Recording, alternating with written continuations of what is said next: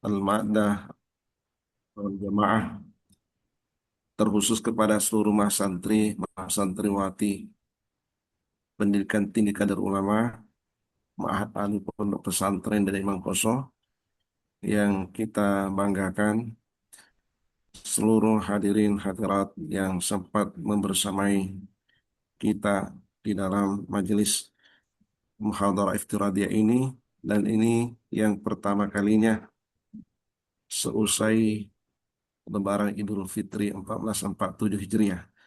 Lebih awal kami selaku pribadi, keluarga, dan keluarga besar Ma'had Ali Pondok Pesantren Dede Imam Koso mengucapkan secara khusus kepada Al-Mukarram Al-Gruta dan kita semua, eh, taqabbalallahu minna wa minkum salihal amal, kullu amin wa antum bi khair, ja'alallahu lana wa iyyakum jami'a minal a'idina wal fa'idin.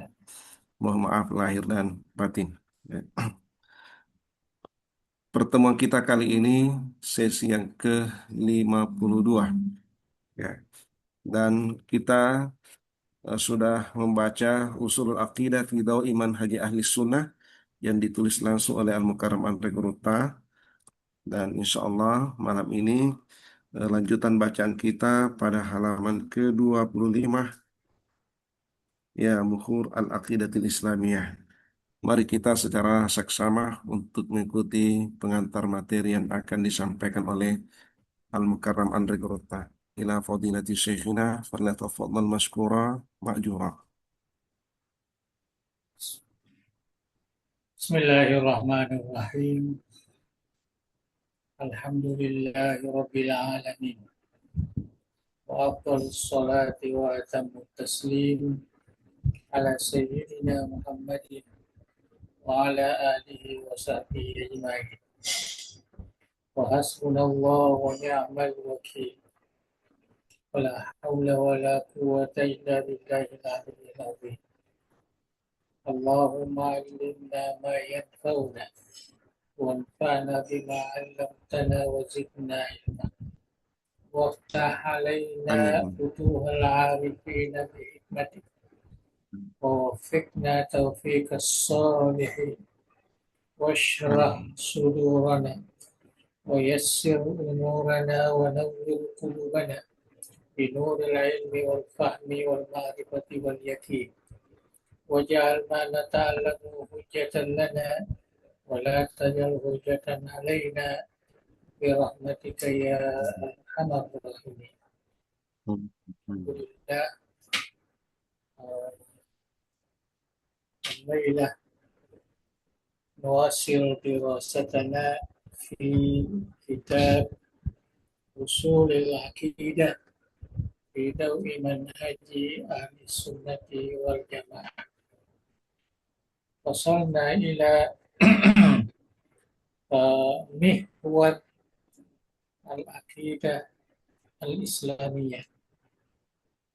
تحدثنا عن المصطلحات التي تتعلق بعلم التوحيد.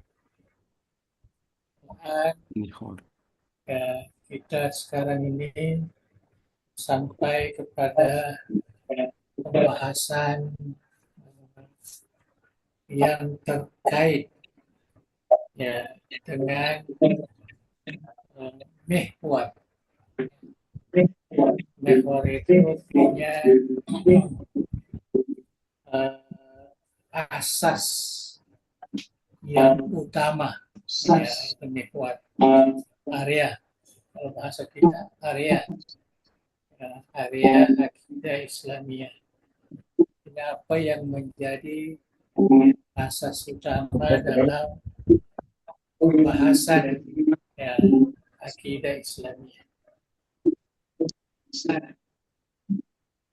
Waqad tahaddatsa ba'dul ulama, ya, sebagian, ya, besar ulama telah berbicara, telah menyatakan annal aqidatul islamiyah taduru haula mihwarin wadih wa sharih, bahwa akidah Islam itu artinya beredar ya, pada mihwar yang jelas, area yang jelas, ya, syarih, ya, yang tidak diragukan lagi ya, dari sudut kebenarannya. Apa yang menjadi mihwar? Huwa tauhid. Jadi pengkajian utama di dalam akidah Islam itu ialah tauhid. Tauhid ini dalam bahasa kita mengesahkan Allah, mentauhidkan Allah Subhanahu wa taala. Di sini ditulis ada dua, tauhidullah taala rabban wa tauhidullah taala ilahan.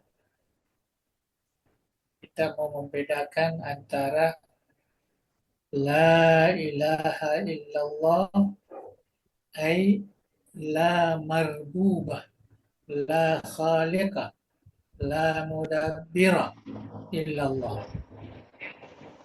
Rabb. Kemudian la ilaha illallah la ma'budah. Ya.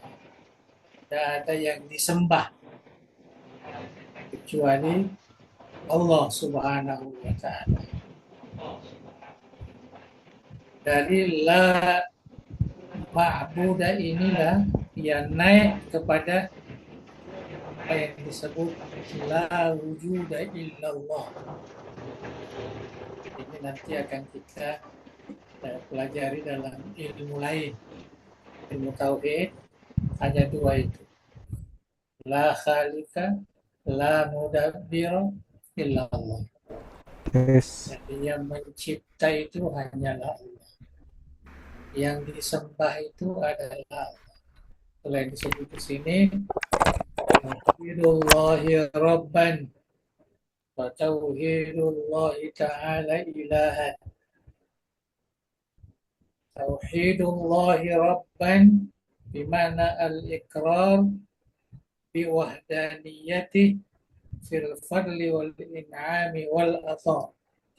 Ya, jadi dari sudut ya, anugerah, dari sudut nikmat pemberian, termasuklah yang saya katakan tadi yang terkait dengan alam ini, yaitu penciptaan, ya, itu namanya tauhid, ya, billahi rabban, al-iqrar. Kemudian yang kedua, ifraduhu bil ibadah. Jadi mengkhususkan kepada ibadah kepada Allah. Fala nattajih bi ayyi madharin min madhahiril ubudiyyati li ghairi. Jadi sama sekali kita tidak menampakkan ya, ibadah ya, kepada selainnya, li ghairi. Yang kita sembah hanyalah Allah Subhanahu wa taala. Tauhidullahi rabban ini dijelaskan lagi, wal imanu bi wahdaniyatihi al-khaliq al-razik al-mun'im alladhi asbagha ni'amahu zahiratan wa batinah. Jadi segala yang terkait dengan kehidupan kita, penciptaan kita, yang memberi rezeki, memberi kenikmatan, maka min ni'matin faminallah, yang telah diberikan kepada hambanya, baik yang zahir maupun yang batin, hanyalah kepada Allah. Itulah tauhid Allah Rabban. Ya. Wabihi istahaqqa wahdahu alhamdu wassana'ul jamil. Dengan tauhidullahi rabban inilah maka hanya Allah lah yang mustahak ya dipuji, mustahak yang disyukuri dengan pujian yang indah, sana al-jamil. Kita nyatakan di dalam Al-Quran yang diajarkan oleh Allah, Alhamdulillahi Rabbil Alamin. Jadi itu menunjukkan tauhid Allah Rabban, Rabbul Alamin.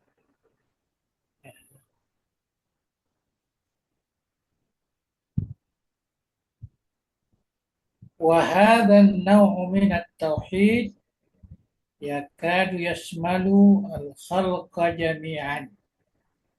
Dan tauhid yang pertama ini itu meliputi semua makhluk. Artinya yang mencipta, yang beri nikmat, yang memberi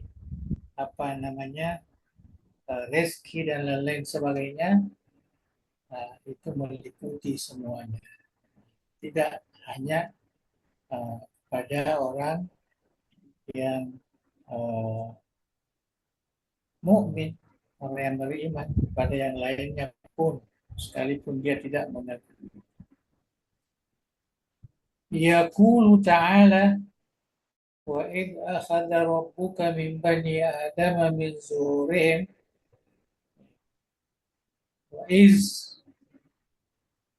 jadi ingatlah Muhammad, ini peringatan, akhadha rabbuka min bani adam, yaitu ketika Tuhanmu ya, artinya mengambil dari seluruh Bani Adam, seluruh anak cucu Adam, akhadha min zuhurihim, mereka Allah mengambil, menarik ya, dari diri mereka zurriyatahum, yaitu keturunan mereka. Artinya Bani Adam, anak cucu Adam itu seperti yang kita lihat dalam kenyataan. Mulai dari Nabi Adam, dari Nabi Adamlah sendirinya diciptakan Hawa.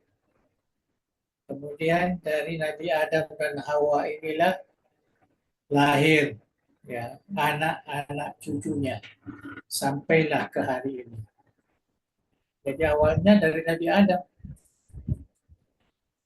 kemudian Hawa, kemudian dari keduanya ibu bapak. Inilah yang menjadi sunnah al-khalqi hinggalah ke hari kemudian.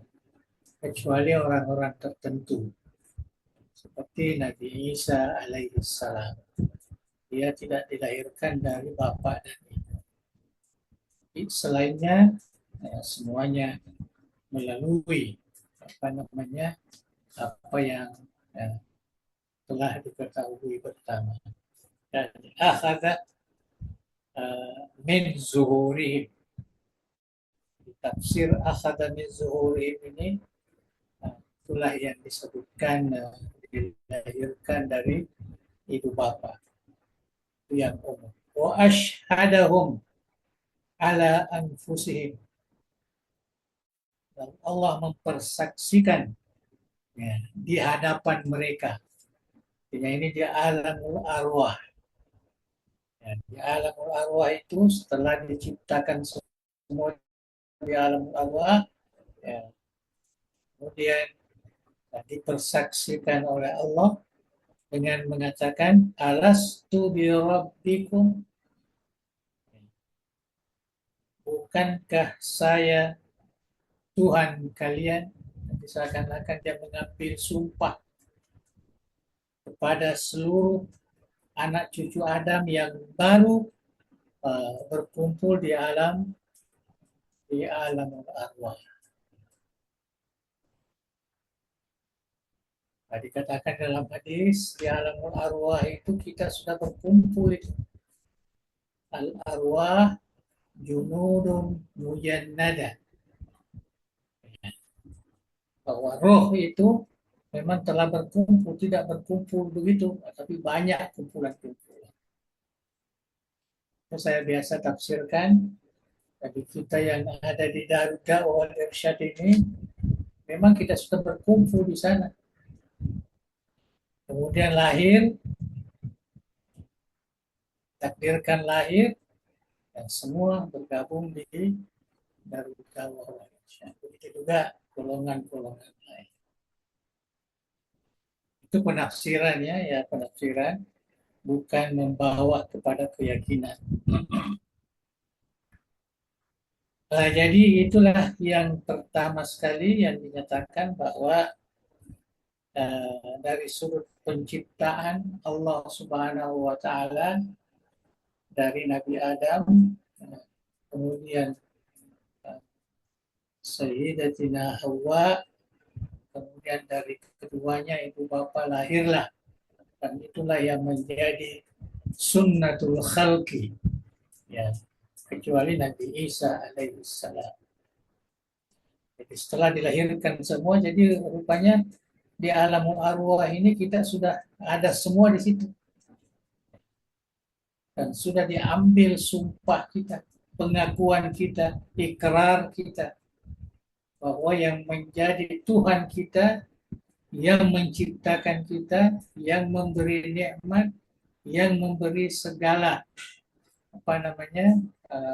kehidupan kita di dunia ini, yang patut dipuji, patut disyukuri dengan kesyukuran yang nyata adalah Allah Subhanahu wa taala. Alastu bi rabbikum, dan kita semua telah menjawab. Ada penafsiran mengatakan yang tidak menjawab dan tidak mengakui, mereka itulah yang tidak dilahirkan di dunia ini. Ya, kadang masih di dalam kandungan ibu, ya mereka. Kadang-kadang memang dia tidak masuk di alamul arham, itu sebagian penafsiran. Jadi yang masuk di alamul arham, pindah dari alam arwah ke alamul arham ini, kemudian keluar, ya, menjadi bayi, ya, itulah mereka yang sudah mengucapkan alastu bi rabbikum qalu bala syahidna. Kami bersaksi, ya Allah, bahwa kamulah, ya, Tuhan kami. Kami berikrar bahwa kamulah yang menciptakan kami, kamulah yang akan memberikan segala apa yang terkait, ya, dengan kehidupan kita, ya, kelak di dunia. Itu yang pertama. Ya. Wa tauhidullahi ilahan. Ya, ini kewajiban kita. Taklif kita. Ifraduhu ta'ala bil ubudiyah. Bahwa kita harus menyatakan diri sebagai hamba Allah. Sebagai hamba Allah. Namanya ubudiyah. yakni nahnu ibadullah. Rasulullah mengatakan ana abdullah wa rasul. Wa huwa wahdahu al-ma'budu bihaqqin. Dan hanya Allah lah satu-satunya, tidak ada duanya, yang disembah dengan sebenarnya. Wa annahu la syarika ma'allahi fil ibadah. Jadi tidak boleh ada kongsi, ya, ada duanya yang kita sembah, hanyalah Allah Subhanahu wa ta'ala. Dalam Al-Quran dikatakan wa'budullaha wa la tusyriku bihi syai'an. Sembahlah Allah dan janganlah mensyarikatkannya dengan sesuatu. Ya, jangan ada yang disembah ya, kecuali Allah. Jangan sekali-kali menyembah kecuali Allah Subhanahu wa taala. Wa qadha rabbuka alla ta'budu illa iyyah. Itu semua nas atau teks Al-Qur'anul Karim yang memberi penjelasan kepada tauhidullahi ilahan. Ya, tauhidullahi rabban. Jadi jangan disamakan penafsiran yang biasa kita dengar. Ya, ada yang mengatakan tauhid rububiyah, ya, tauhid uluhiyah. Walaupun mungkin kelihatannya hampir sama, ya, tapi di dalam memberikan penafsiran itu berbeda, ya, sama sekali tidak sama, karena uh, mereka menafsirkan tauhid rububiyah ini dikatakan merupakan tauhidnya semua makhluk. Semua makhluk, dan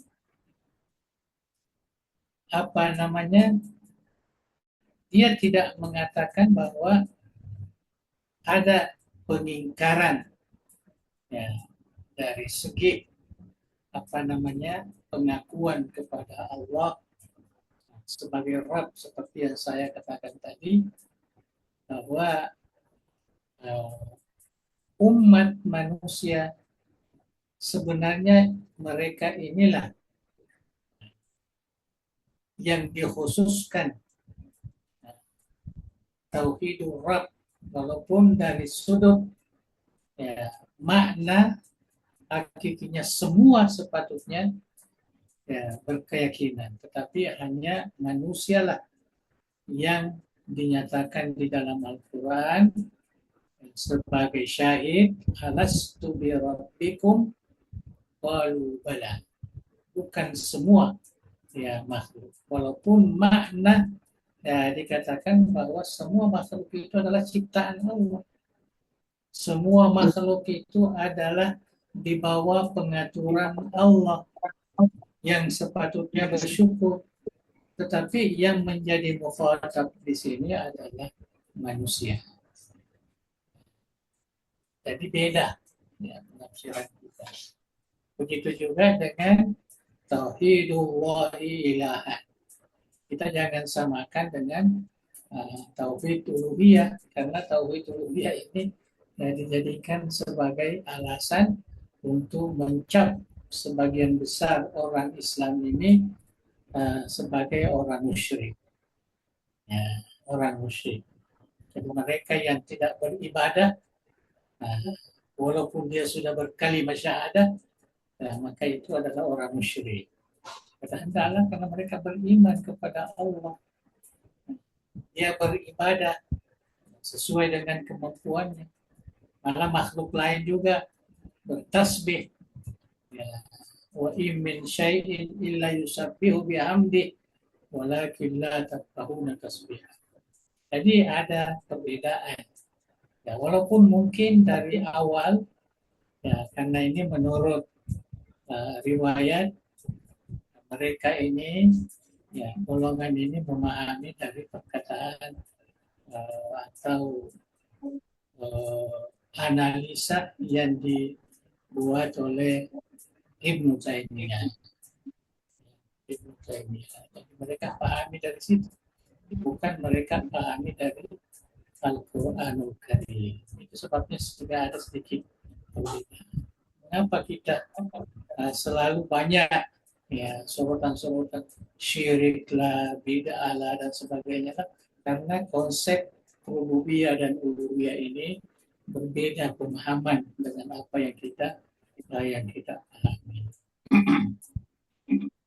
Wa min huna, ya, kalau kita lain dengan munculnya dua tauhid ini, tauhidullahi rabban wa tauhidullahi ilahan wa min huna. Ya, dengan demikian, fa inna usul al-aqidah tatarakkas fi salasi niqatin. Jadi pokok atau usul akidah Islam itu terpusat pada 3 poin. Ya, ada 3 poin. Al-ilahiyat, wan nubuwat, was-sam'iyat. Ilmu akidah itu tidak tidak lebih daripada 3 poin ini ya, yang harus kita kaji secara mendalam dari sudut akidah. Pertama, ilahiyat. Ilahiyat, bukan uluhiyah ya, ilahiyat dari ilah, dari ketuhanan, nubuat, ya, kenabian, dan sam'iyat. Sam'iyat ini biasa juga dipakai gaibiyat. Nah, itu perkara-perkara yang hanya menerima dalil-dalil sam'iyah, artinya perkara-perkara gaib. Kita tidak boleh menggunakan akal di dalam memahaminya. Itulah yang disebut sam'iyah. Tidak sama dengan ilahiyat, nubuat, terkadang masih ada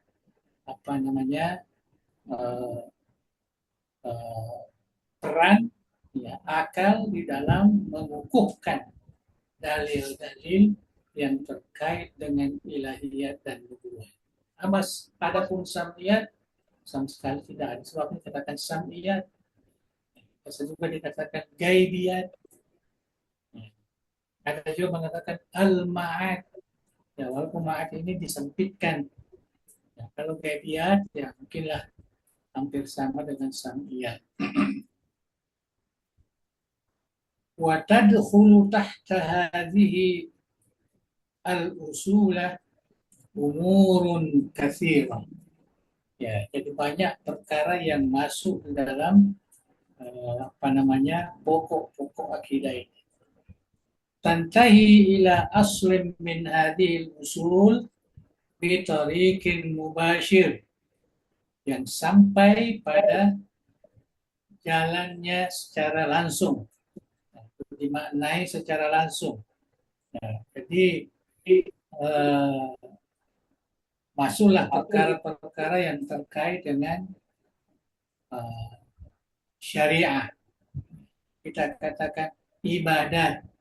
Ibadat termasuk bagian daripada 3 tadi. Karena kita tahu ibadat ini khusus kepada Allah Subhanahu wa Ta'ala.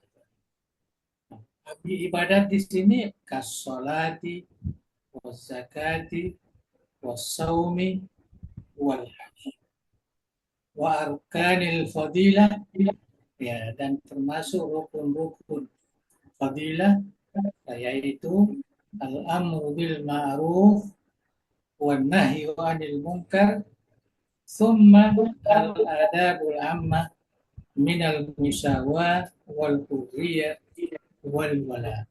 Jadi semua ini masuk sebenarnya dalam furu' al-aqidah. Keyakinan kita bahwa sholat itu adalah fardu, ya, itu akidah itu. Keyakinan. Siapa yang tidak meyakini sembahyang 5 waktu itu fardu, ya, maka dia ya bermasalah lah keyakinannya. Begitu juga zakat, puasa, ya, haji, ya, termasuk juga amar ma'ruf nahi munkar. Ya, pentingnya kita memberikan nasihat, ya, termasuk ada pada umum, ya, al-musawah, al-hurriyah, wal-wila. Sekarang ini ada lagi ya namanya apa?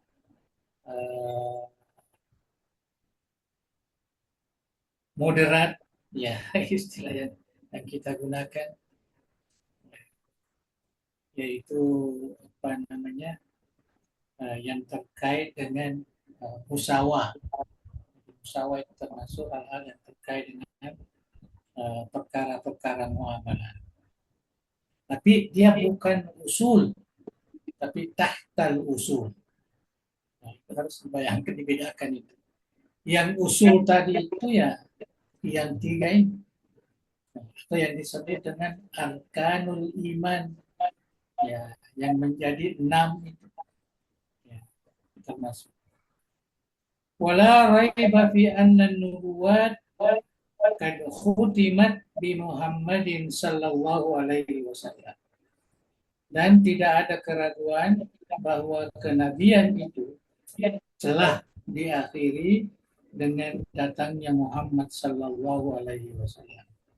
Bagaimana yang dinyatakan dalam Al-Quran, maka Muhammadun aba ahadin min rijalikum walakin Rasulullah wa khataman nabiyyin.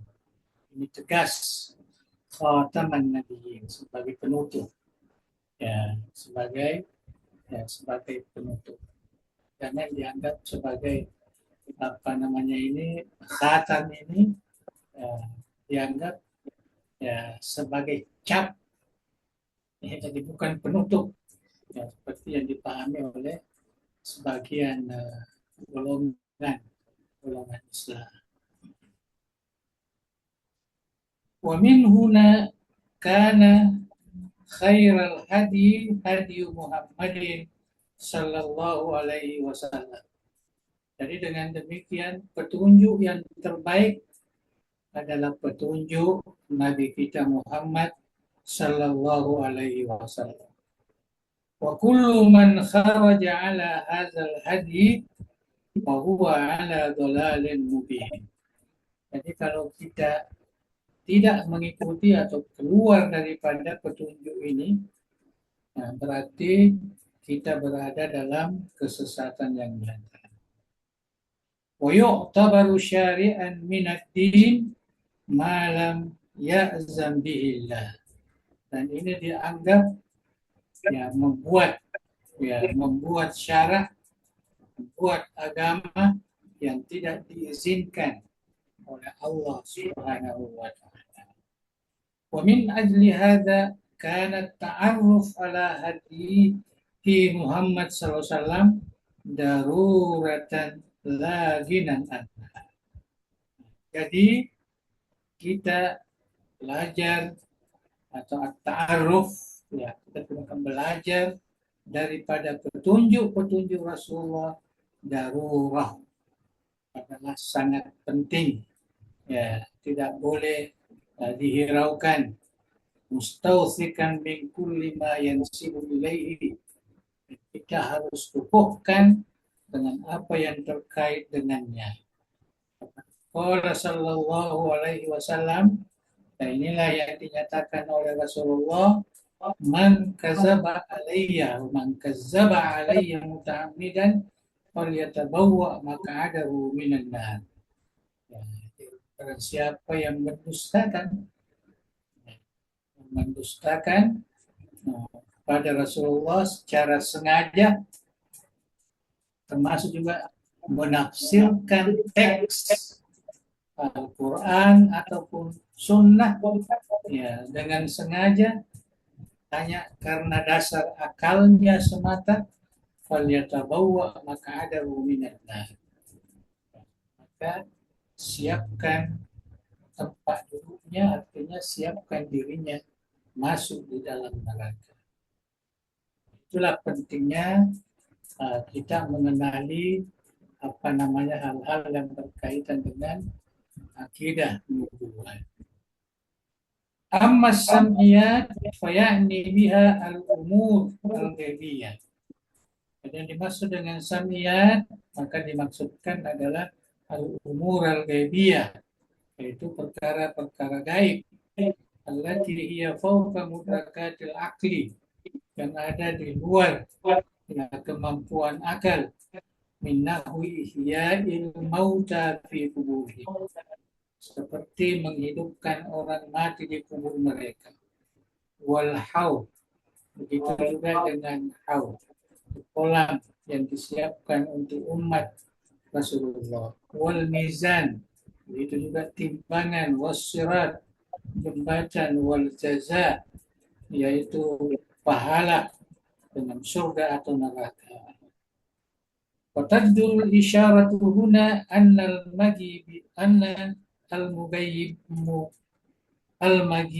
المجيبات في نظر الإسلام لا تنافي الأقل. Dan penting ya dinyatakan di sini bahwa perkara-perkara gaib mengikut pandangan Islam sama sekali tidak bertentangan dengan akal. Li'annal akla mahdudun, karena akal itu pada dasarnya terbatas. Wal gaibu gairu mahdud, sedangkan yang gaib itu tidak terbatas. Walil akli ayyu fakkira taliqan min kulli qaidin. Oleh karena itu akal itu harus berpikir ya, sesuai dengan ikatan-ikatannya. Jadi tidak boleh melebihi.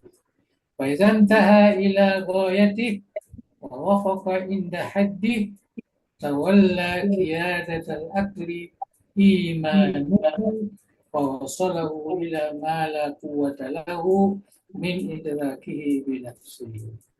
Jadi kalau akal ini digunakan sampai kepada batasnya dan sudah sampai kepada hadnya, maka kemudian diserahkanlah ya perkara itu kepada iman. Ya. Dan imanlah yang menyampaikan kepada yang tidak didapat disampaikan oleh dirinya sendiri. Wa tahawwala al-aqlu ila tilmizin, maka pada waktu itu akal harus menjadi murid, bahkan min ustazih rasyid, yang diberi pengajaran atau tuntutan dari ustadznya, yaitu wahyu. Sahibu bima yumakkinuhu idrakahu thumma kadahu bi amanatin fima la yumakkinuhu idrakuhu wasala bihi ila salamati min ghairi umudin ila taswir.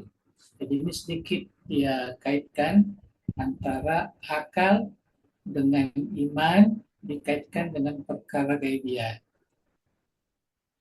Ya. Jadi kalau akal itu tidak mampu lagi mendapatkan apa yang terkait dengan gaibiat ini, maka diserahkanlah kepada iman.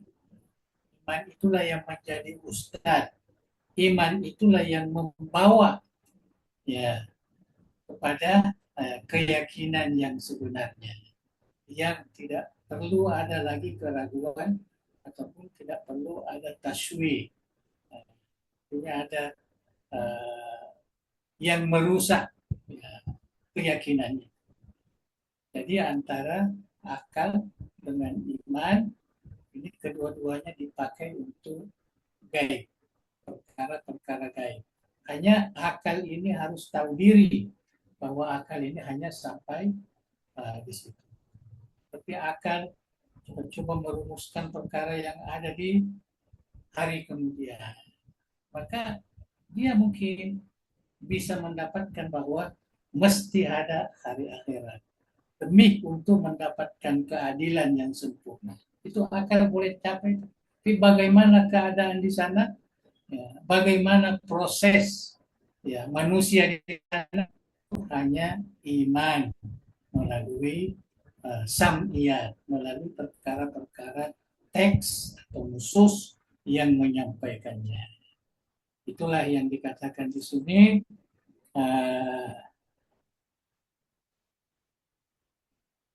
summa qadahu bi amanatin fima la yumakkinuhu idraku fa wasala bihi ila salamati min ghairi gumudin au taswir.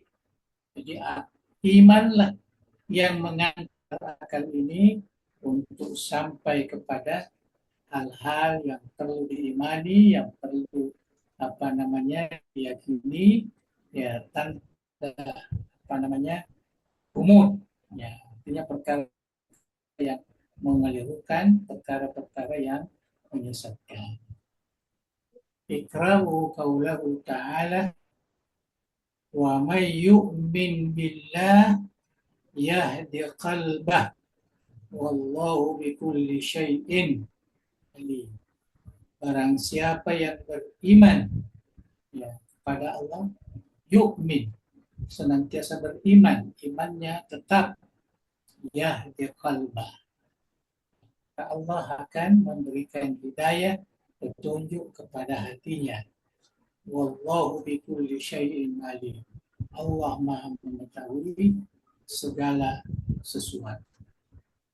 Ya, jadi itulah sedikit penjelasan tentang perkara yang menjadi fokus.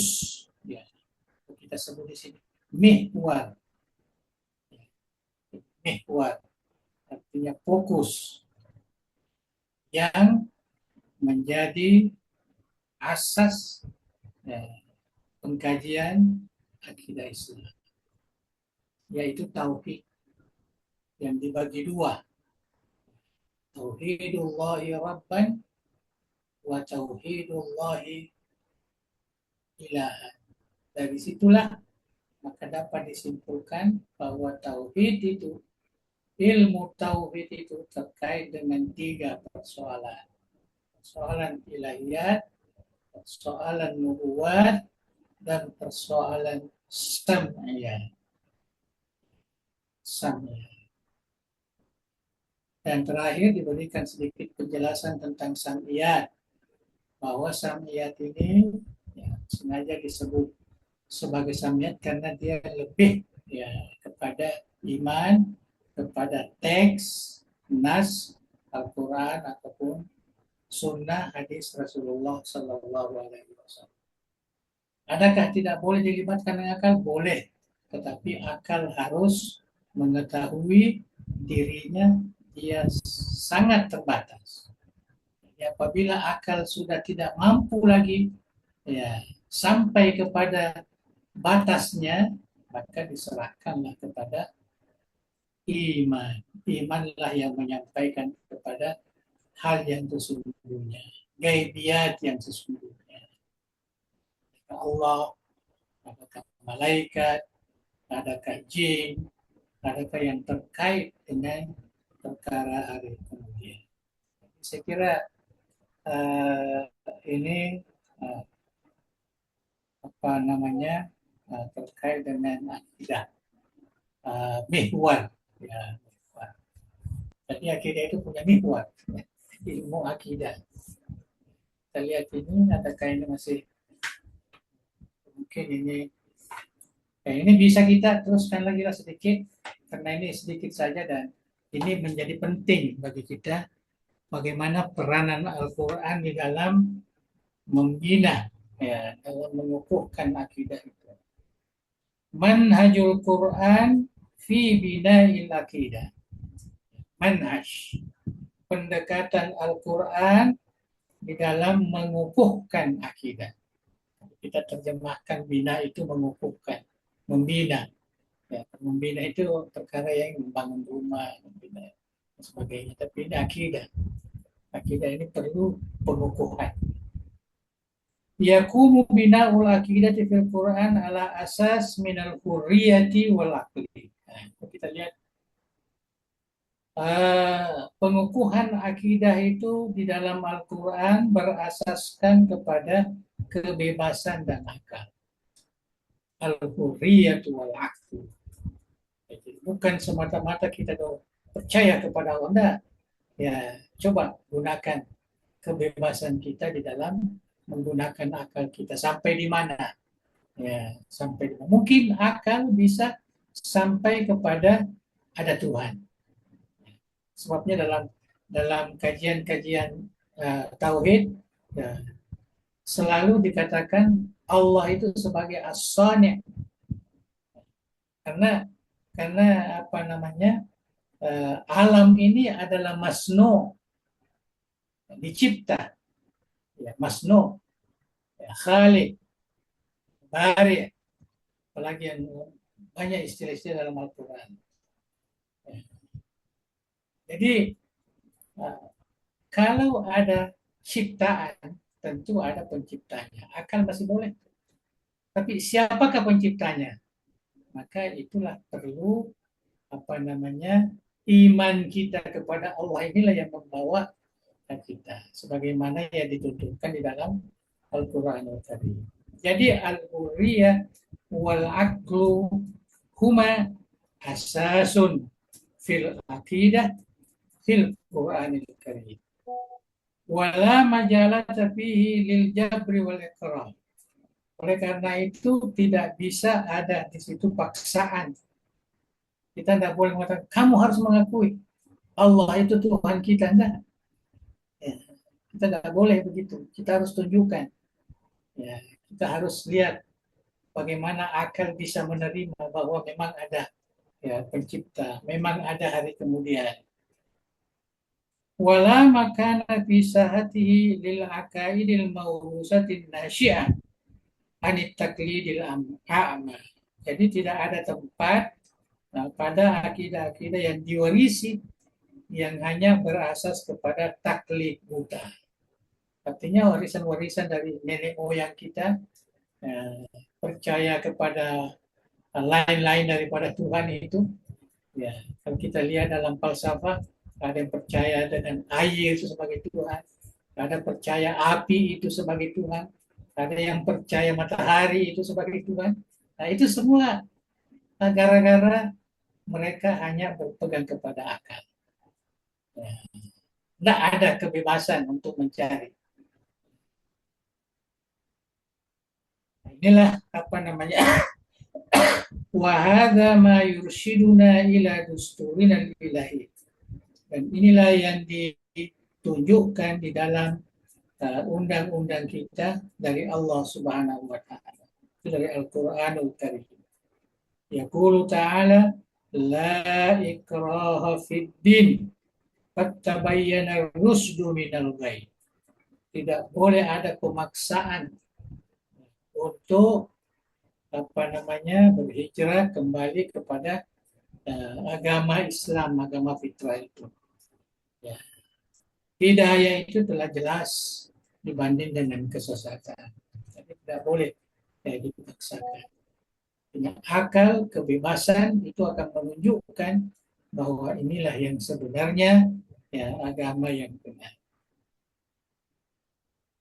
Wa yukhatibu rasulahu, dan Allah menyatakan kepada Rasulnya, berkata kepada Rasulullah SAW, apa anta tukrihun nasa, katakan kamu memaksa manusia hatta yakunu mu'minin, sehingga mereka beriman. Seakan-akan Tuhan itu memberi nasihat, jangan paksa orang untuk beriman. Jangan paksa, tapi berikan mereka berpikir, berikan mereka kebebasan. Kalau sudah tidak mampu, maka kembali dan kita tunjukkan. Inilah penjelasan Al-Qur'anul Karim. Itulah yang dinyatakan di dalam Al-Qur'anul Karim. Jadi tidak boleh dipaksakan keyakinan itu. Kama annahu yaj'alus sabila ilal ma'rifatil haqqa billahi ta'ala wa kamalati innama huwa tafkir fi khalqis samawati wal ardi wan nadar wat tadabbur fi ayatillah al-munbasita fil afaqi wal afqur. Kemudian di dalam Al-Qur'an juga dijelaskan bagaimana mendapatkan pencipta itu melalui at-tafkir bi khalqis samawati wal ardi. Yaitu memikirkan ciptaan langit dan bumi. Wan nazar wat tadabbur, dan juga memikirkan dan tadabbur pada ayat-ayat Allah, tanda-tanda kebesaran Allah, al-munbasikatul afaqi wal anfus, yang banyak didapati di dalam ufuk langit dan bumi ini, begitu juga pada diri kita sendiri. Wa fi anfusikum afala tubsirun. Jadi ini semua manhaj Al-Quran. Jadi bukan Al-Quran langsung maksa begitu, enggak. Dia berikan pandangan-pandangan. Walidzalika amara Allah Ta'ala bil ilmi bit tauhid. Oleh karena itulah Allah Subhanahu wa taala memerintahkan bahwa ilmu mengenai tauhid itu adalah la ilaha illallah. fa'lam annahu la ilaha illallah. Fa'lam annahu fa'lam ya Muhammad. Nah, ini kepada Nabi Muhammad, pada kita semua. Wa talaba bil burhan wa ja'alahu ayat as-sidqi. Nah, dan Allah menuntut burhan. Ya, burhan itu di atasnya lagi hujah. Itu namanya burhan. Jadi kalau ada dalil, kemudian ada hujah, kemudian ada burhan. Itu dalam Al-Quran. Dan inilah yang paling tinggi, burhan. Allah Subhanahu wa taala menuntut kepada umat manusia, hatu burhanakum in kuntum shadiqin. Kalau apa yang kamu nyatakan itu benar, maka datangkanlah dalil yang kuat ya, dari kamu. Kamu mengatakan ada Tuhan selain Allah, mana dalil kamu? Hadza wa in kunna naqulu inna manhajal Qur'an fi bidal yaqumu al aqli wal burhan. Nah, jadi sekalipun kita mengatakan bahwa manhaj pendekatan Al-Quran di dalam mengukuhkan akidah itu berasaskan akal dan dalil yang kuat, fa innahu la yanbaghi ma'zalik an nakfura hakikatan hamma. Nah, kita tidak boleh melupakan satu hakikat yang penting. Apa hakikat yang penting? Sama tadi, anna lil akli hududan, bahwa akal itu mempunyai batas. Wa yajibu alla yatakhattaha, dan jangan sekali-kali akal itu melampauinya. Wa hunaka manatiq kauniyah wa masail ghaibiyah. Jadi ada perkara-perkara yang berkaitan dengan kauniyah dan ada masalah ghaibiyah. Kauniyah alam inilah ya, dan ada yang bersifat ghaibiyah. La yastati'ul aqlu wa yastankifa haqa'iqaha wa yasil ila asrariha. Akal tidak akan mampu sampai kepada hakikatnya, ya, membuka hakikatnya dan sampai kepada rahasia-rahasianya. Wa min samma, ya. Oleh yang demikian itu, karena minal wajib, maka wajiblah bagi akal itu ayyata'arrafa ayyatarifa bikusuri bin nisbati ilayha. Wajib bagi akal itu mengakui atau mengetahui ya kekurangannya ya, yang ada padanya. Wa ayyaltazma bi hukmil wahyi ilahi, dan dia harus iltizam dengan hukum wahyu Tuhan. Bi kulli ma tafsiru anhu juhudahu wa ya'lu qarrahu wa yatajawazu ya taqatahu. Jadi dia tidak boleh melampaui hukum wahyu ilahi. Tidak boleh. Wal aqlu wahdahu la yastakillu bil wusuli ila ma fihi sa'adatul umam biduni mursyidin. Akal secara sendirian itu tidak bersendirian untuk sampai kepada kebahagiaan umat biduni mursyidin ilahi, ya, tanpa ada petunjuk dari Allah Subhanahu wa taala.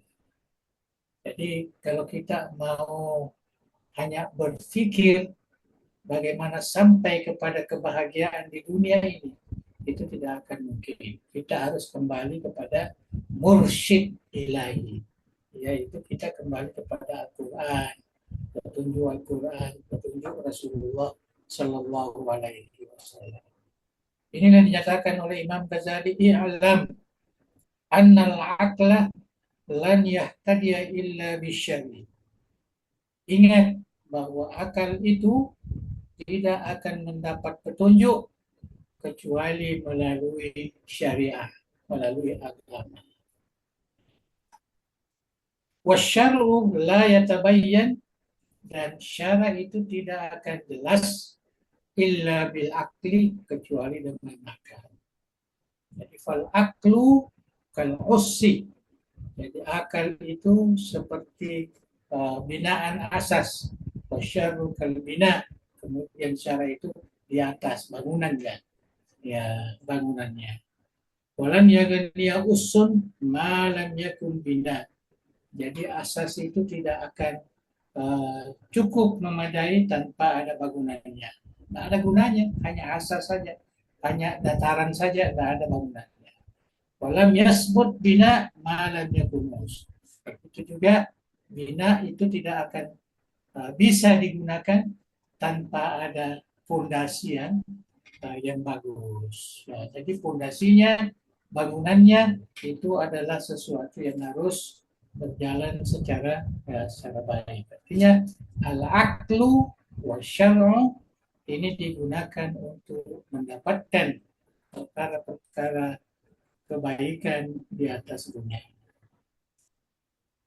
Nah, ada juga pandangannya Imam Ghazali, fal aqlu kal basar. Akal itu seperti mata. Ya, mata kita ini mata.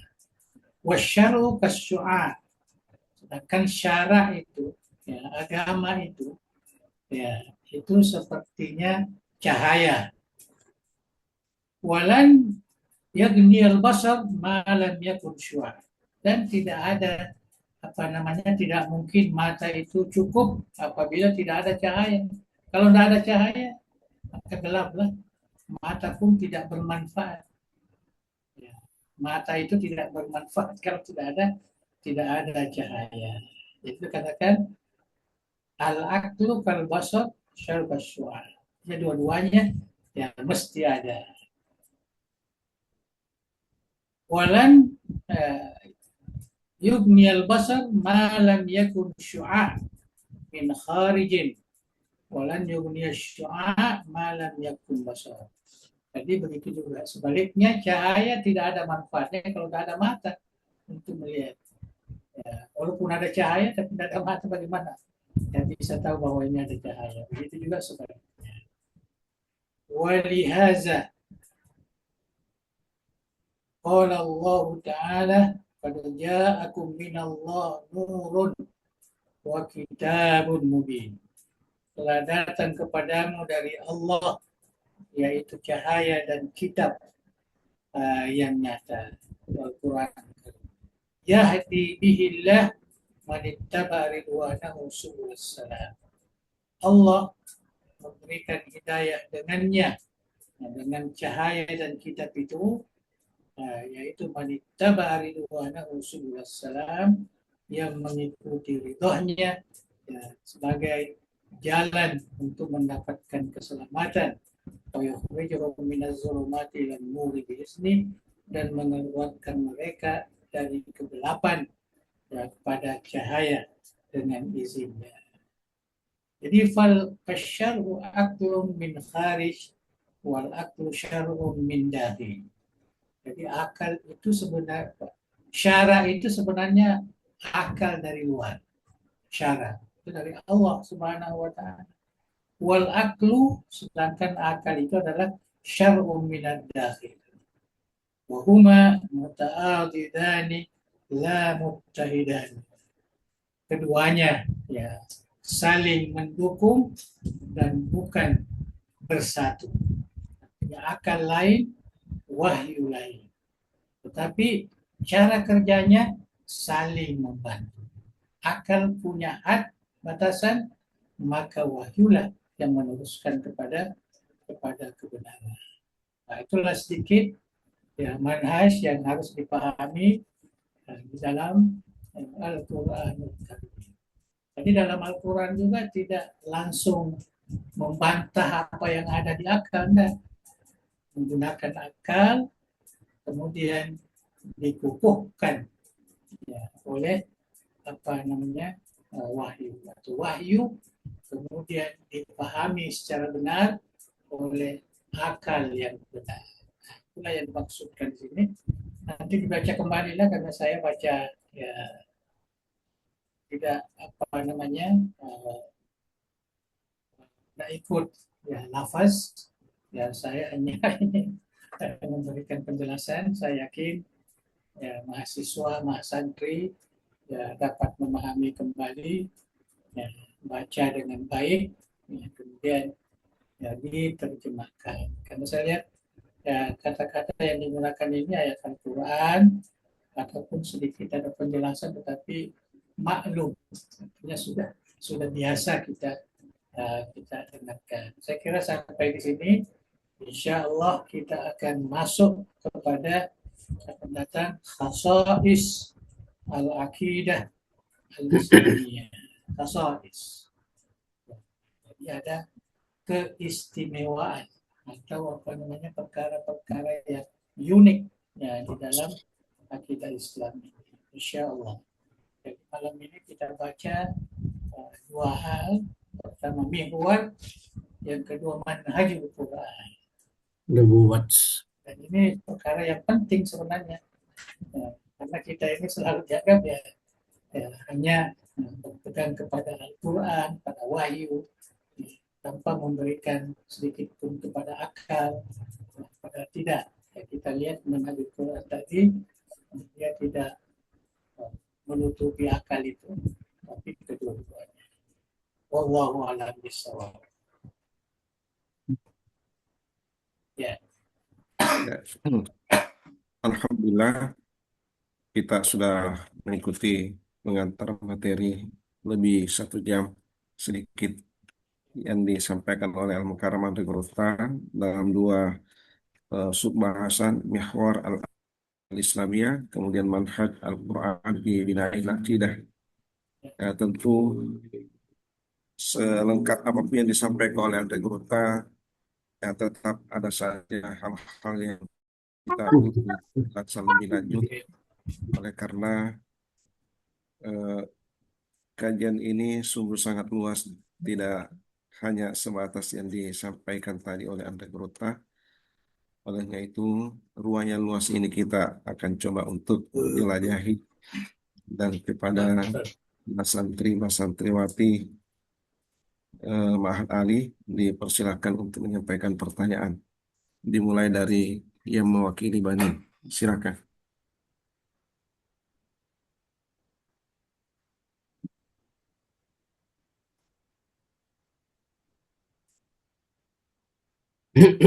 Cepat sedikit. Suaranya dulu, suaranya. Oke, betul. Bismillahirrahmanirrahim. Assalamualaikum warahmatullahi wabarakatuh. Kenapa dia mengganggu tuh? Oke. Bang, pertanyaan saya, jika Allah Maha mengetahui dan telah menetapkan takdir sejak azali, apakah manusia itu benar-benar memiliki ikhtiar atau menjalankan skenario? Ya. Syukran. Assalamualaikum warahmatullahi wabarakatuh.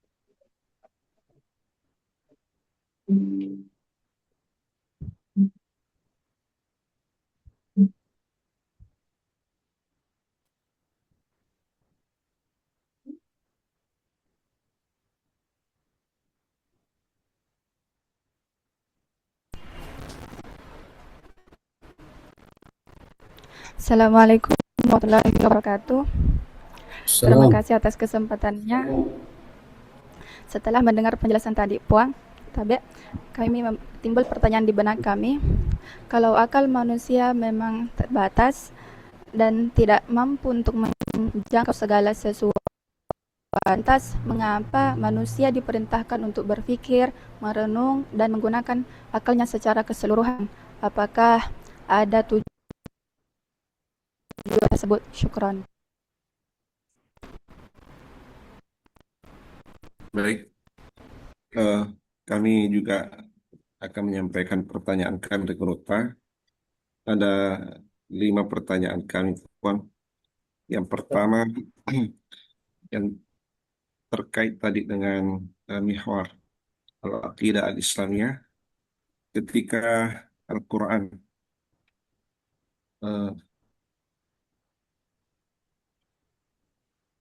menyampaikan seperti ini, wa may yu'min billahi yahdi qalbah. Barang siapa yang beriman kepada Allah, maka Allah memberi petunjuk hatinya.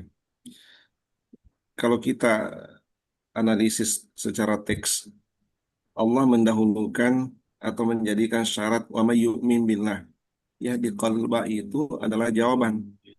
Berarti lebih dulu iman daripada petunjuk. Lebih dulu iman daripada hidayah. Eh, Sementara yang kita pahami biasanya eh, justru seseorang beriman itu karena dapat hidayah. Seseorang itu karena dapat hidayah. Jadi hidayah dulu, baru iman. Nah, namun melihat teks ayat ini justru sebaliknya. Ya, syarat untuk mendapatkan hidayah itu adalah iman. Kira-kira bagaimana penjelasan Anda Gruta? Terus yang kedua, eh, ini tadi menarik ada yang disampaikan di Gruta itu bahwa kenapa saudara kita yang di sebelah selalu sensitif berbicara tentang eh, bid'ah, kafir, syirik, fasik dan seterusnya. Oleh karena pola eh, keimanan mereka atau tauhid mereka itu rakitannya memang beda dengan ahlus sunnah wal jamaah. Nah, kalau kita ilahiyat, kemudian nubuat, kemudian sam'iyat atau gaibiyat. Nah, sementara mereka ini uluhiyat, rububiyat, asma wa sifat. Eh, jadi itu pola ketauhidan mereka. Eh, Kami masih butuh penjelasan lebih lanjut ini Puan tentang perbedaan yang prinsip antara uluhiyat dengan ilahiyat. Ya, dari sisi apa yang sangat ekstrim membedakan antara uluhiyat dengan ilahiyat. Ya, sehingga berimbas pada sikap-sikap ekstrim dengan sikap-sikap moderat ya, di dalam berakidah. Ya, karena eh, dua rakitan akidah ini masing-masing mengklaim dirinya ahlus sunnah. Ya, masing-masing mengklaim dirinya ahlus sunnah. Nah, tapi rakitan ketauhidannya berbeda. Ya, sehingga seperti tadi yang disampaikan oleh Ante Guru. Jadi inti pertanyaan kami di yang kedua ini eh, makna yang prinsip dari kata ilahiyat dengan kata atau istilah ilahiyat dengan istilah uluhiyat. Ya. Kemudian berikutnya di dalam kitab ini eh, dikatakan terkait dengan manhaj Al-Quran fi bina'il aqidah. Di sini ada perumpamaan bahasa tasbih. Fal aqlu kal us wasyar'u kal bina. Akal itu laksana asas atau dasar. Syariat itu adalah bangunan. Nah, jadi kalau seperti ini perumpamaannya seolah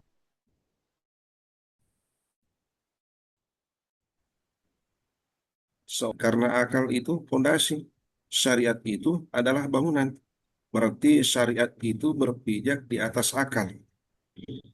Eh, yang kita pahami selama ini, wah, justru syariat itulah yang fondasi, akal itu yang bangunan. Jadi akal itu berpijak di atas syariat. Akal itu akal liar kalau tidak berpijak di atas syariat. Nah, syariat ini sifatnya eh, suci, bersih, bening, ya, khalis. Nah, terus dikembangkan oleh akal. Nah, ya, akal ini yang mengembangkan ya syariat ini melalui penafsiran, ya, melalui syarah, ya, itulah kemudian yang dipahami. Jadi ah, ini berpotensi untuk salah atau benar karena syariat itu tidak pernah salah. Yang salah itu adalah pemahaman terhadap syariat. Itu yang sering salah. Nah, jadi syariat itu pasti benar. Itu harga mati. Nah, yang sering salah itu adalah akal di dalam memahami syariat. Kemudian syariat itu nanti bisa diamalkan ketika dipahami. Nah, pemahaman manusia inilah yang sering kali keliru. Syariat itu pondasi, akal itu adalah bangunan. Nah, namun berbeda bahasanya di sini fal aqlu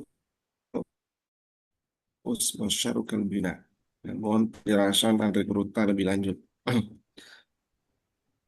Kemudian ini ada titipan pertanyaan ini, Bang.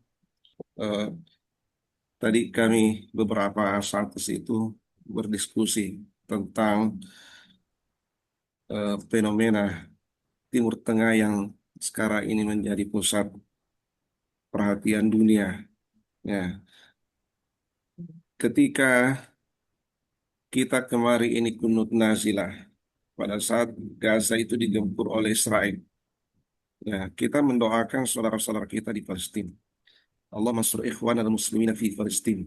Ya, lalu ya sekarang ini ketika Iran berhadapan dengan Israel dan Amerika,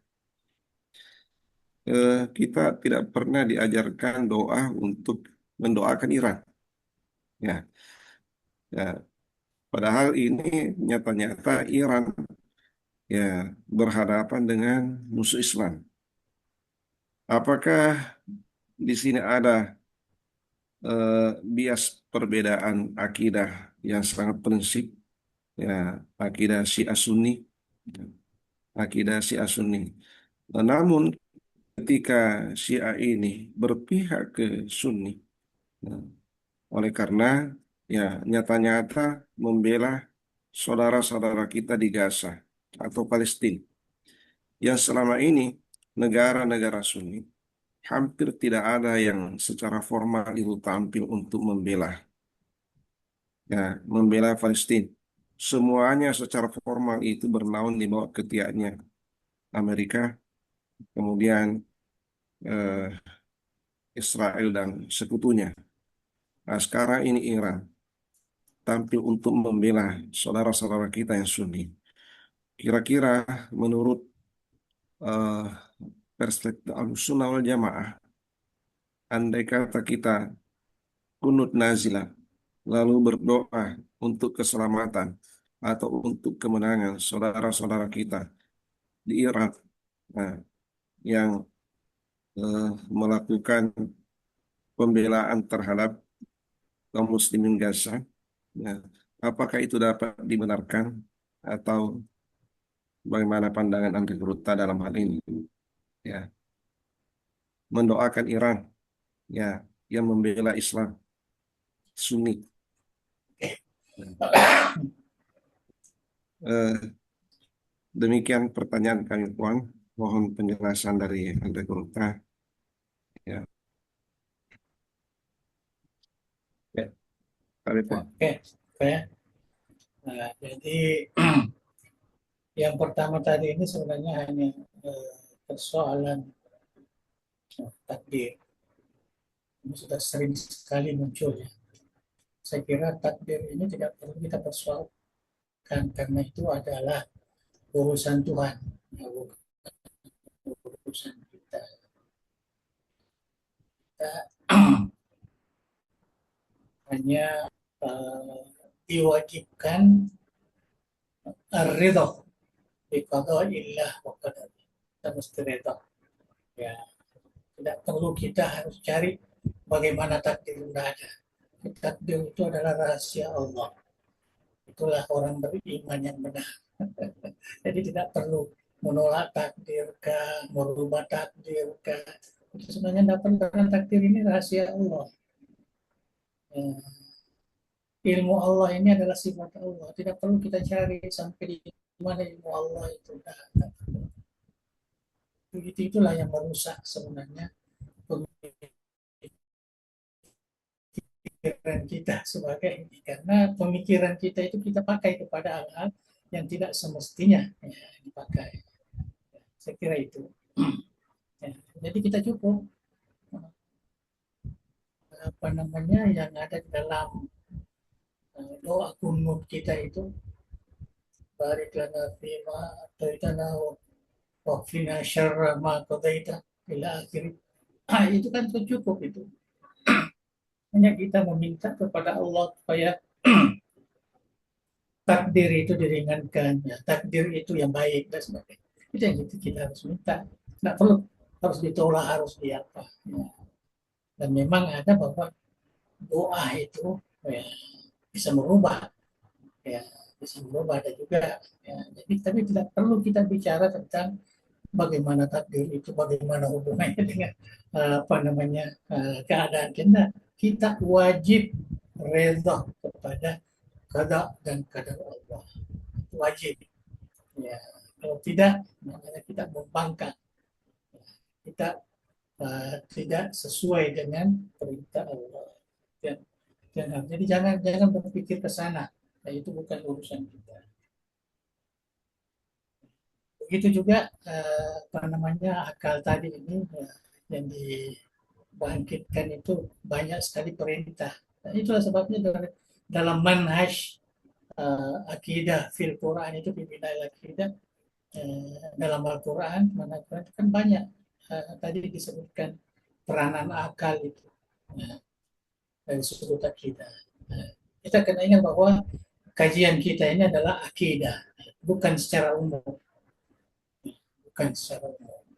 Jadi saya kira itu ya dan apa namanya yang perlu kita ketahui. Memang dalam Al-Quran banyak perintah, itu bukan bermakna banyak perintah itu kita harus bebas sampai apa namanya semua tuntas perkara keagamaan ini, perkara tauhid hanya dengan akal. Nah, ya, kita sudah jelaskan bahwa akal itu pada dasarnya boleh berpikir sampai ke batas ya, tertentu.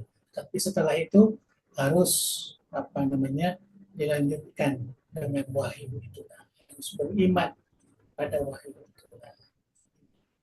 Akal sebagai murid ya, ada ustadznya yaitu wahyu. Saya kira itu yang dimaksud ya, oleh kitab yang kita baca. Kemudian yang ketiga, wa man yu'min billah yahdi qalbah.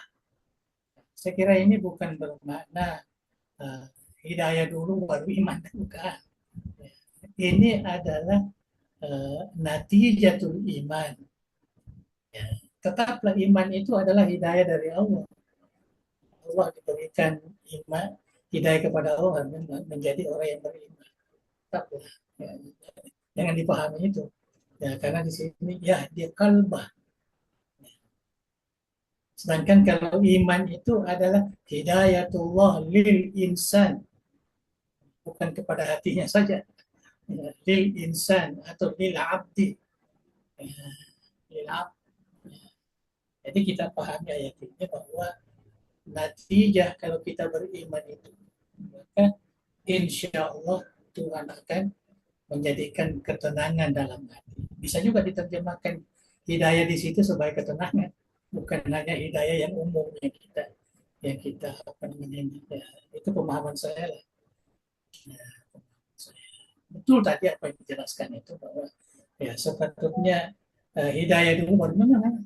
Hidayah dulu baru iman. Baru iman itu secara umum. Tetapi kalau orang beriman, yu'min, senantiasa beriman, itu maknanya keyakinannya kukuh, imannya kukuh. Maka di situ kan diberikan ganjaran, hatinya ditenangkan, hatinya diberi hidayah. Saya kira itu maksud ayat ini. Nah, bukan bermakna orang beriman masuk diberi hidayah, masuk Islam, bukan. Nah, saya kira itu yang dimaksud. Kemudian perbedaan antara uluhiyah dan ilahiyah. Ya, saya kira jauh sekali. Kalau kita mengatakan uluhun ya, daripada ilahun, ya, kalau ilahun la ilaha illallah. Tapi kita bahas tentang ilahiyah. Kalau uluh itu apa? Itu sebabnya banyak ulama yang tidak terima istilah itu. Ya, istilah uluh. Ya, al-uluh katanya ubudiyah. Nggak ada di situ. yang bisa menunjukkan itu, walaupun ada dalam hadis bisa diterjemahkan ke situ. Kalau kita baca buku-buku apa namanya jamaah-jamaah lain ini, itu kita lihat yang diterjemahkan uluh itu sebagai sebagai ubudiyah. Jadi tauhid uluhiyah itu artinya tauhidul ibadah. Sama tadi kalau kita katakan tauhidullahi ilahan. Tapi dari segi lafaz itu memang sudah di apa namanya di banyak dijelaskan oleh ulama kita, ilahiyat dan uluhiyat jauh, tidak ada kaitan. Sebenarnya tidak ada. Ya, bukan mana ilahiyat ini pergi kepada uluh, tidak. Uluh ini ya kita katakan masdar umpamanya dari perkataan alihaya ala uluh, ya jadi dia masdar, ya, maknanya rububiyah, uluhiyah, ya. Tapi dari segi istilah itu kan tidak ada ulama yang menjadikan istilah itu kecuali ya ada disebut oleh Ibnu Taimiyah, dan inilah yang dikembangkan, dan inilah yang ya apa namanya yang tidak diterima oleh ulama ya di zamannya, karena membuat istilah-istilah yang tidak lumrah, apalagi terjemahkan kepada hal-hal yang menyudutkan sebagian besar umat Islam, ya, terutama umat Islam ahli sunnah lain. Kita juga mengetahui bahwa istilah ahli sunnah itu mereka gunakan akhir-akhir ini, dulu tidak pernah dia gunakan. Kita baca buku-buku mereka, tidak ada buku-buku mereka mengatakan ahli sunnah, baru sekarang ini, ya, baru abad ke-20 lah mulainya, ya, mereka menampakkan, karena mereka tidak berhasil dengan salafiyah, dengan wahabiyah memang selalu dia tidak tantang terus, tidak mau menerima, tetapi ya kita lihat bahwa manhaj yang digunakan manhaj Muhammad bin Abdul Wahab, itu manhaj yang digunakan mereka di dalam memahami, dan itu yang menjadi sorotan pada ulama-ulama di zamannya, Jadi kita katakan itu. Jadi sebenarnya istilah yang mereka gunakan ahli sunnah itu baru. Nanti setelah gagal ya menggunakan istilah-istilah ini, bukan saya tidak suka, bukan, ya silakan mereka gunakan dia punya manhaj, tapi kita punya apa namanya kita punya pandangan sama sekali ya, bagi kita keliru lah, ya, tidak sesuai, ya, apalagi dengan istilah ketauhidan ini dibawa kepada istilah uluhiyat itu tidak ada inilah, ya, kita gunakan tauhidul ilahi rabban wa tauhidul ilahan, itu jelas ilahi itu Tuhan Allah, tapi bahasa akalnya ilah, ya, ilah itu ma'bud, ya ma'bud. Ya. Itu juga Rab ini bahasa Al-Quran, tidak ada dalam Al-Quran bahasa apa namanya rububiyah atau uluhiyah, tidak ada. Yang dalam Al-Quran Rabbun ilahukum ilahun wahid, Rabbukum Allah, ya, jadi ada semua dalam Al-Quran. Jadi habis dari dulu lagi sudah digunakan itu, dari zaman apa namanya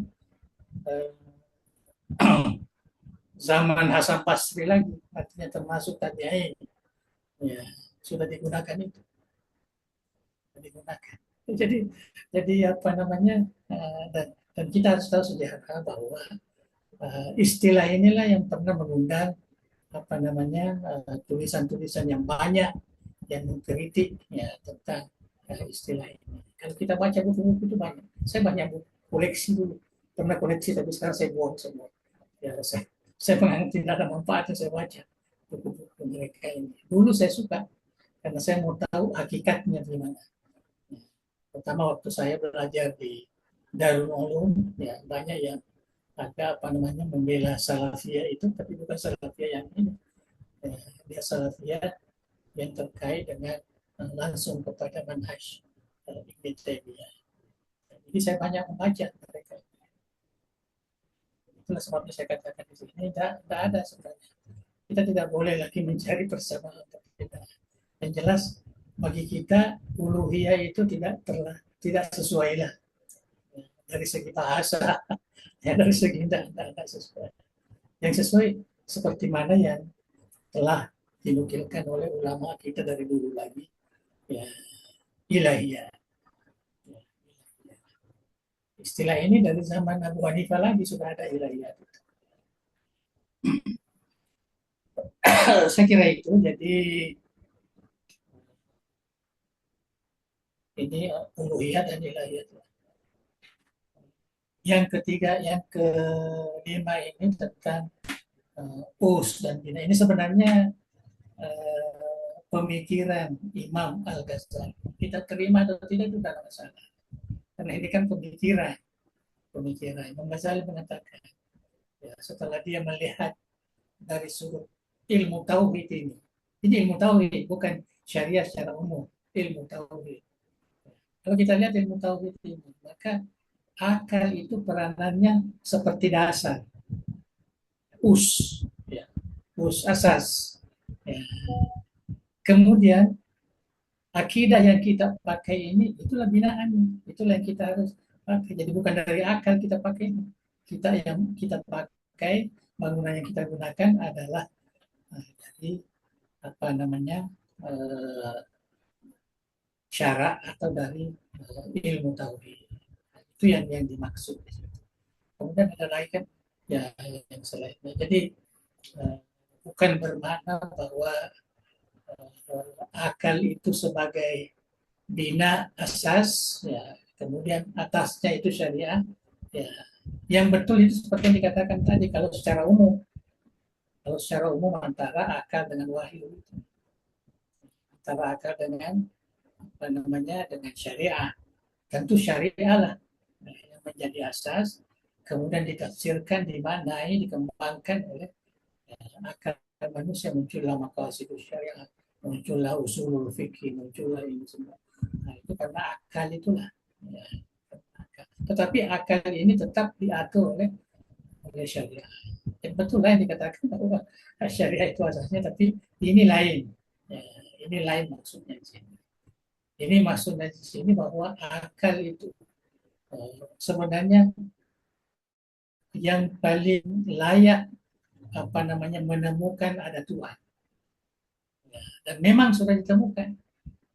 Kalau kita baca Tauhid Al-Maturidi, itu sebenarnya Tuhan itu ditemukan oleh akal, berasaskan dengan tafkir tadi, fi khalqis samawati wal ardi wa ikhtilafil laili wan nahari ila akhir dan lain sebagainya. Wa fil afaqi fil anfus wa fil anfus. Ya, semua itu adalah daya fikir, perintah berfikir. Dan dalam perintah berfikir itu yang menemukan ada pencipta, ada suami. Jadi itulah yang menjadi asas.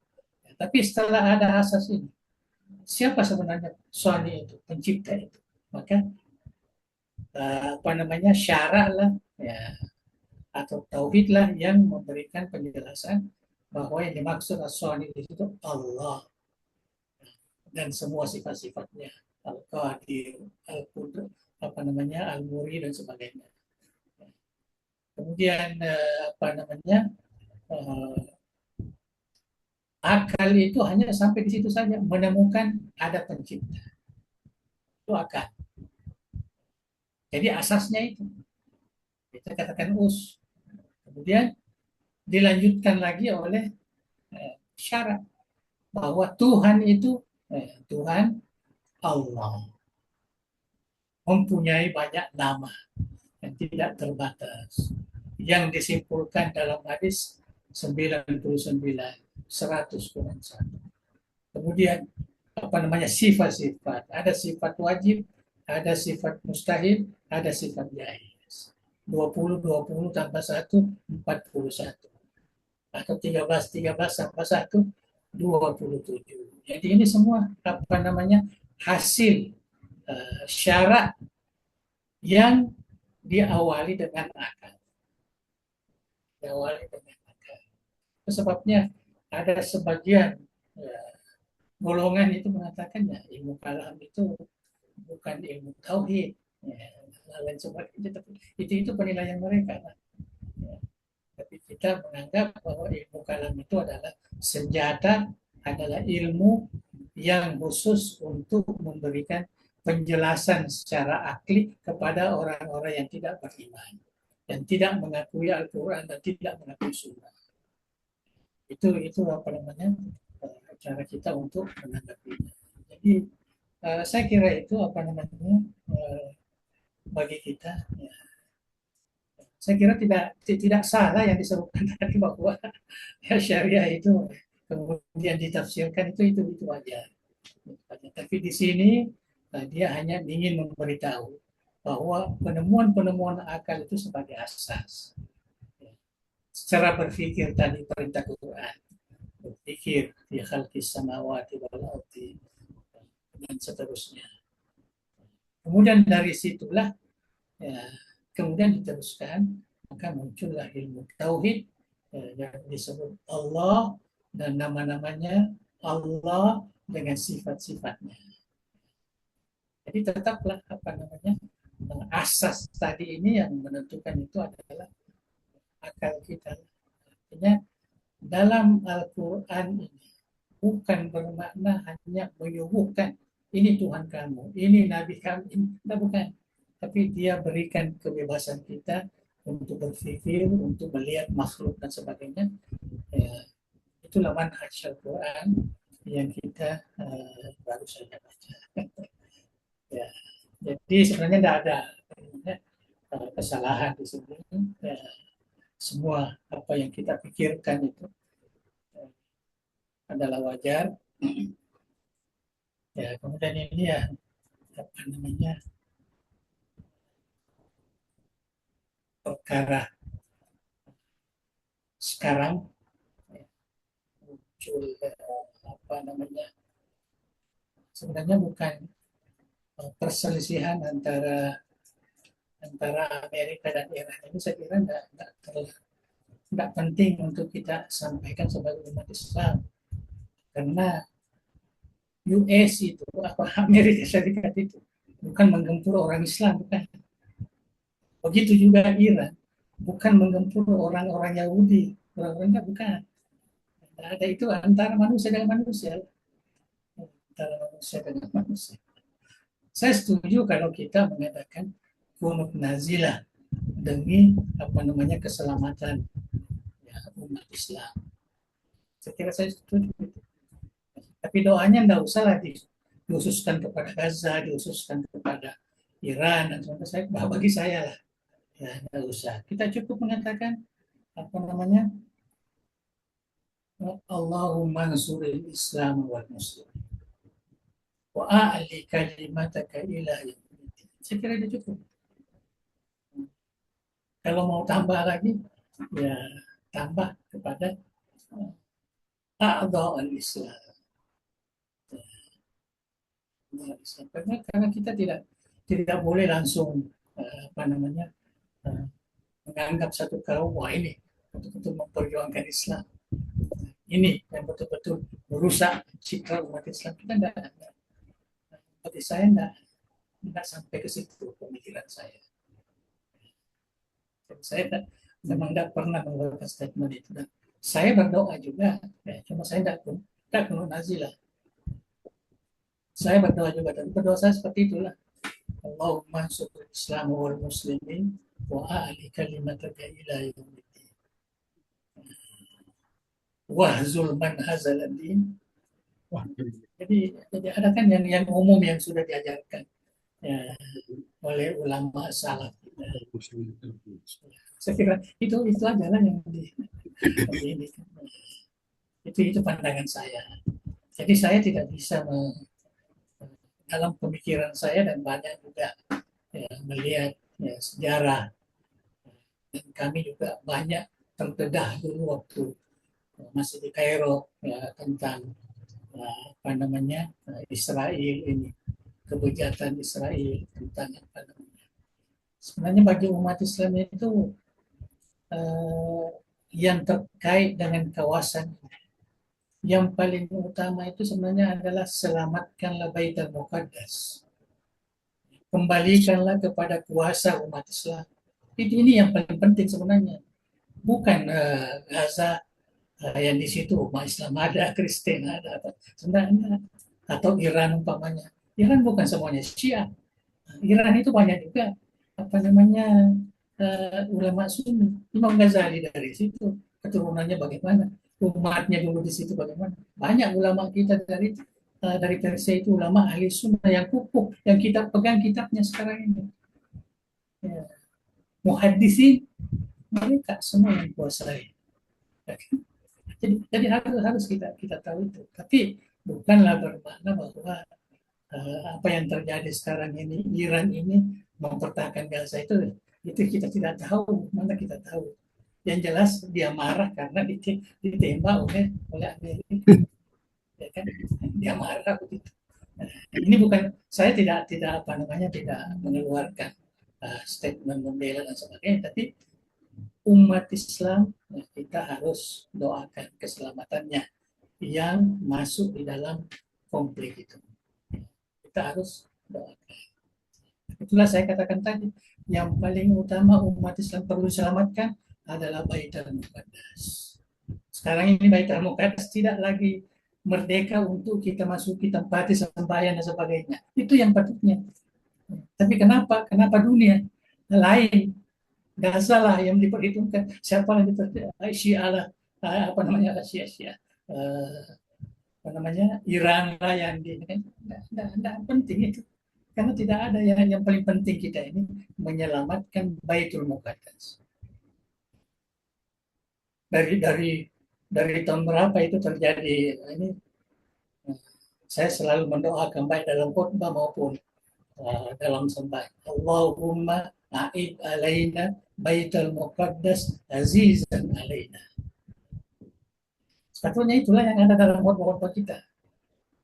Kembalikanlah Baitul Muqaddas ini kepada kuasa umat Islam. Itu sangat mulia bagi kami. Kan? Sebetulnya itu yang itu. Jadi mohon maaf saya punya apa namanya penafsiran mungkin agak berbeda. Tapi saya tidak salahkan punya orang bela Gaza, orang bela Iran, itu tidak ada masalah. Memang di situ banyak umat Islam, di situ banyak umat Islam. Tapi yang paling utama bagi saya adalah Baitul Muqaddas. Baitul Muqaddas. So, sebabnya saya lebih suka kalau kita nazilah ini lagu Allahumma ansuril Islam wal muslimin wa ali kalimataka wa hazur man hazal abdi dan lain sebagainya. Banyak panjang itu saya panjang doa-doa seperti itu yang secara umum. Ya, bukan secara khusus, karena kita tidak tahu yang khusus itu. Dengarkan berita-berita media sosial ini itu membingungkan kita. Dan saya masih percaya bahwa apa namanya, berita-berita yang disampaikan ke dunia Islam ini itu berbeda dengan berita-berita yang disampaikan ke dunia Barat. Tidak sama. Kita harus paham itu. Itu adalah etika memberi kabar. Nah, itu saya paham betul itu waktu saya masih di Malaysia dulu belajar tentang apa namanya ini tentang pemberitaan dunia. Ya, kita pahami seperti itu. Kita jangan terprovokasi dengan berita-berita yang sampai kita ke sini. Dan saya lihat Indonesia termasuk begitu. Malaysia juga begitu. Yang disebarkan itu adalah yang memang khusus untuk kita, bukan yang secara umum, yang sebenarnya malah mereka terkadang besar-besarkan perkara-perkara yang tidak terlalu besar, untuk memancing apa namanya umat Islam ini. Jadi umat Islam harus paham juga seperti itu, harus paham juga tentang pengkhabaran dunia ini. Saya kira itulah. Jadi apa namanya, Mas santri tidak usahlah terpengaruh. Ya, kalau perlu belajar dulu lah. Ya, tidak usah terlalu banyak. Akhirnya mau demonstrasi juga atau mau apa, tidak usah. Ya, bagi saya santri, mahasiswa sama santri dan Irsyad tidak usah terlalu terpengaruh dengan kondisi politik di kawasan kita. Kita hanya mendoakanlah supaya negara kita ini aman, supaya negara kita ini teratur dengan baik, dapat menjalankan syariah Islam walaupun tidak dengan sistem yang sudah disepakati oleh ulama. Kita apalah, penting bagaimana umat Islam sejahtera, artinya mudah melaksanakan segala ajaran-ajaran agamanya di negara kita ini, aman, sentosa dan lain-lain sebagainya. Itu yang kita doakan, kita doa. Yang paling penting sekarang doa. Doa silahul mu'min. Itulah senjata kita yang paling ampuh. Kita berdoa. Dan tidak perlu harus bersama-sama, tidak perlu harus. Ini kan setiap pribadi-pribadi kita ini. Mungkin kita yang diterima. Mungkin kita yang diterima doa kita. Karena itu kita selalu mendoakan. Tidak perlu harus diperlihatkan kepada orang-orang. Tuhan mengetahui mana yang terbaik. Saya kira itulah sedikit. Mudah-mudahan ini tidak terlalu panjang. Kita melihat semuanya. Jadi apa yang telah kita baca, yang mudah-mudahan santri-santri mahasantri ini dapat memahami betul perkara-perkara yang tidak penting untuk kita jadikan sebagai bahan yang terkait dengan sifat-sifat Allah, dengan apa namanya qada dan qadar. Tidak salah terlalu diberikan perhatian ke situ. Karena itu bisa merusak keyakinan kita kepada Allah Subhanahu wa taala. Wallahu a'lam bishawab. Ya. Alhamdulillah kita telah mengikuti penjelasan atau tambahan penjelasan antegrutta dari beberapa pertanyaan yang masuk. Hampir 1 jam 45 menit kita mengikuti materi yang ditetapkan oleh antegrutta dan semakin menarik rasanya. Saya yakin masih banyak pertanyaan poin yang belum sempat disampaikan dan insya Allah pada pertemuan berikutnya kita akan mendengarkan lanjutan pembahasan yang akan disampaikan oleh antegrutta terkait dengan kelanjutan materi kita pada pertemuan berikutnya insya Allah. Untuk keberkahan majelis kita ini seperti biasanya kita mengikuti barakah ad-dariyah yang akan dipandu oleh antegrutta dan Ustaz kita Masud dia semua. baca. Suara saya tidak mau Oh iya, ada Gurta Ustaz Masud. batu-batu. Beliau diamanahkan untuk memandu barakah ad-dariyah, lalu kita حاضر. takminkannya. Bila fadilati Syekh wa tafadhal mashkura. الفاتحة. Bismillahirrahmanirrahim. إياك نعبد وإياك نستعين. بسم الله الرحمن الرحيم. الحمد لله رب العالمين حمدا يوافي نعمه ويكافي مزيدا. يا ربنا لك الحمد كما ينبغي لجلالك والكريم وعظيم سلطانك. اللهم صل وسلم على سيدنا محمد وعلى آله وصحبه أجمعين. لا إله إلا الله العظيم الحليم. لا إله إلا الله العظيم. لا إله إلا رب السماوات والأرض والعرش الكريم. يا حي يا قوم برحمتك نستغيث. لا إله إلا أنت سبحانك إنا كنا من الظالمين. اللهم إنا نسألك باسمك العظيم وأسمائك الحسنى كلها ما علمنا منها وما لم نعلم أن ترزقنا علما نافعا ورزقا واسعا وشفاء من كل داء وسرقا من يا أكرم الأكرمين. اللهم اجعل جمعية الدعوة والإرشاد جامعا مباركا وجامعا فقط لتخريج العلماء القانتين وعداة المتقين والمقربين المخلصين، وجعلها منارا حريكا للعلوم الإسلامية وقلعة معروفة للمعروف الثقافية ومصدرا أصيلا للشرائع الدينية بمنهج أهل السنة والجماعة يا رب يا ذا الجلال والإكرام. اللهم بارك لنا في أعمالنا وأجر الجامعات وجعل المؤسسات والتربية الدعوية والاجتماع بالخلق وعاداتك واتم جميع الوظائف في يد لنا السعادة في الدنيا والآخرة. ووفقنا لصالح الأعمال وتعمل كامل الأخلاق وأصل الذات بيننا وتجعل الدنيا أكبر همنا ولا مبلغ علمنا وسائر علم الله نحرم يا أرحم الراحمين.